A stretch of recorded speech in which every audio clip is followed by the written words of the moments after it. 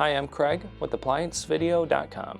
Today, we'll be taking a look at the drive belt on this Appliance Laundry Systems front-load washing machine.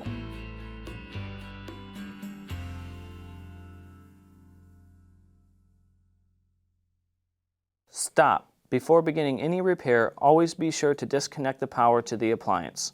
It is also recommended to test the outlet for the proper voltage. Remember to also turn off the water. The main reasons why you'd be replacing a drive belt is if the belt is stretched so it is squealing, or the belt may be broken so it is actually not spinning. To begin your repair, click on the link below to view this repair video. ApplianceVideo.com guides you step by step, giving you the confidence to avoid recalls and callbacks, also saving time on repairs.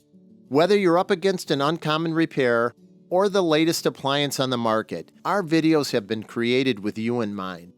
Our growing library of videos have been produced using our factory-certified technicians who have extensive infield experience over the past 30 years. ApplianceVideo.com provides high-quality repair videos that anyone can follow, regardless of their skill level. We are here to help. Click on the link below to view this repair video and let us help you do it right the first time.